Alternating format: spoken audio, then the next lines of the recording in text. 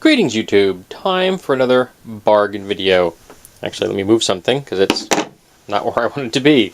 So we're going to start off here. We have some books. We have a reference book. This is from the Eyewitness line. This is Battle, Discover the History of Battles from the hand-to-hand combat of the ancient Assyrians to the artillery actions of World War I. And it's got some nice illustrations. I'll probably do a review of that book. The Year in Defense. This is from 2003. But it's like a pro-defense department magazine. I found it for $1 at my grocery store. So I'm just wanted to look at it and see what it's like, and I'll probably donate it when I'm done. But it just seems like really strange for this pro-military magazine. Thought we had enough pro-military things in culture already. Then we have a copy of the Consumer Bulletin from 1958. I picked this one up. They had a bunch of them at the thrift shop. This is...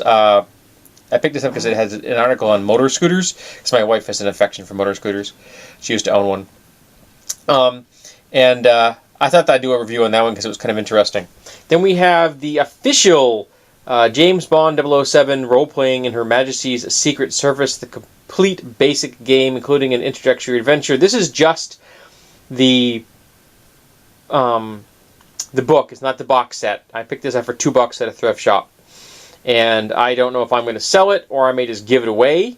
Because I figured I would be able to find a better home for it. Because I've seen it sitting in this thrift shop for like 2 years. So I figure, no one shopping at this place likes role-playing games. I better find it a home. So it was on sale for $2. I picked it up.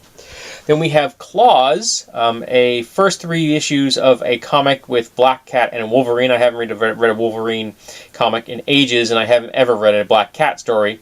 And it was for $5, so I figured I'd check it out. And I'll probably donate that when I'm done with it. Then we have some DVDs. We have a BBC documentary, Before the Dinosaurs, from the Walking with Monsters. This is from the Walking with Dinosaurs kind of vibe. You know, computer animation doing prehistoric creatures, and this deals with creatures that existed before the age of dinosaurs, and I eat that kind of stuff up.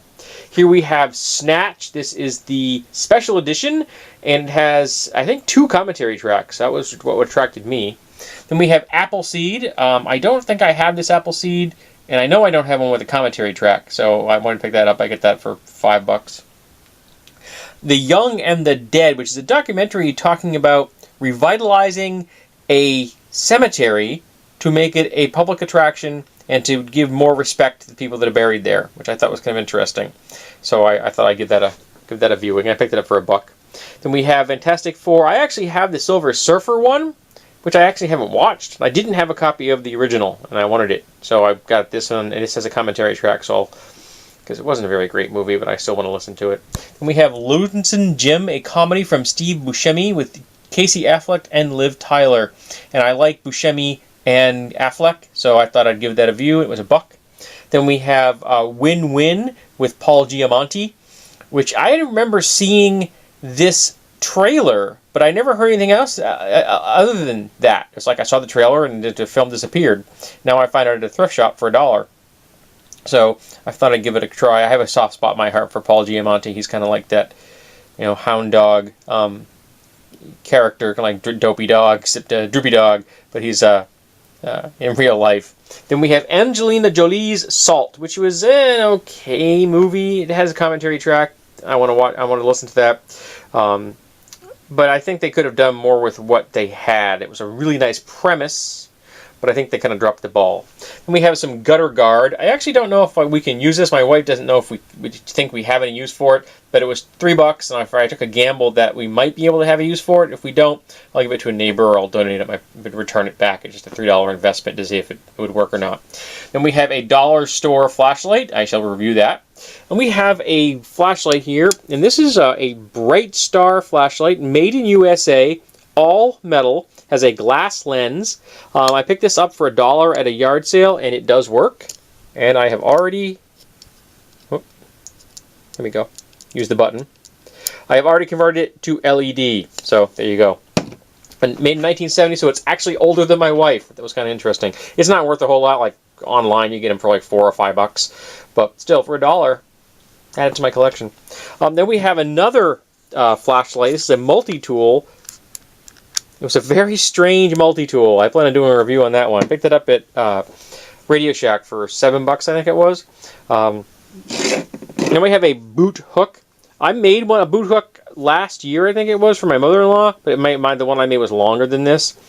But I realized I might find a use for it myself, and I found this for $1. I think it was $2, and it was a little fancier than the one I made.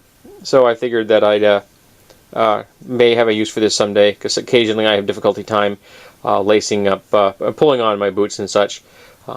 And it's only going to get worse as I get older. So I might as well find a boot hook while I can find one cheap. And then we have this thing. Now, it's got 3 ball bearings in there, and if you pull on this, the ball bearings get loose. When you let go of them, they're tightened up. It's got a thingy like this, so you could turn it, or you could hang it. It's hollow. It was listed as a tool ? I have no idea what this is, but I'm like, I want to know. So, I'm asking the internet, what the heck is this thing? Up next, the second half of the video. Here we have a boomerang. This is a tourist piece. It is not aerodynamic in the least. I would not actually want to ever throw this thing. I picked it up for $1. I thought I'd add it to my collection. I may even just give it to somebody as a gift, like some kid. You know, here, have a boomerang. Just because, you know, might be cool. It's obviously just a painted piece of wood for tourism, but I thought it was kind of cute and it was cheap. Then we have a selection of bells. 3 of these bells are staying here. 1 is a gift. We have this bell here, which has triple clappers. So kind of get this round almost kind of vibe going on there. I thought that was kind of cool. Then we have this, which is a a little bit right there. It's got a ladybug on it because going, hey, you can see my reflection. I have my hood up. This is a gift for a friend of ours who has a great affection for bugs. Then we have this, which is a candlestick. It is also a bell.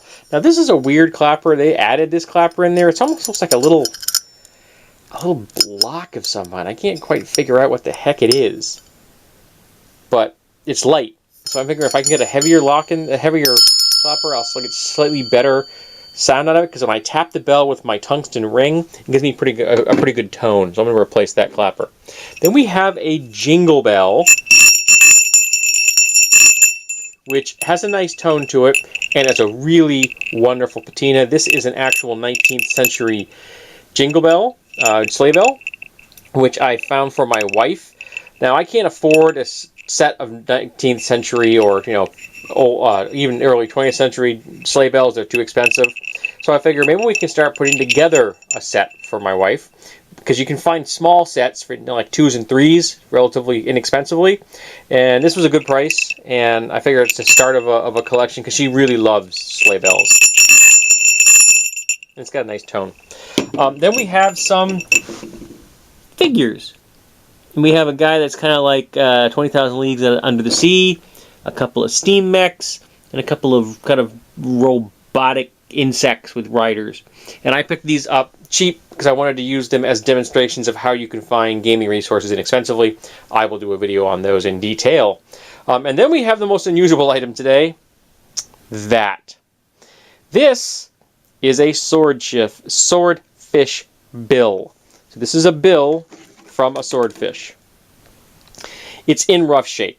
It's very porous. It was not well cared for. It's obviously split. But here's the thing. I've seen a number of swordfish bill swords over the years. They were larger and in far better condition because they'd been cared for, but they're also prohibitively expensive. So I think what I'm going to do is cut it off here. So I cut off all of the splitting. And then I will stabilize this with epoxy, and at the same time put in a metal tang.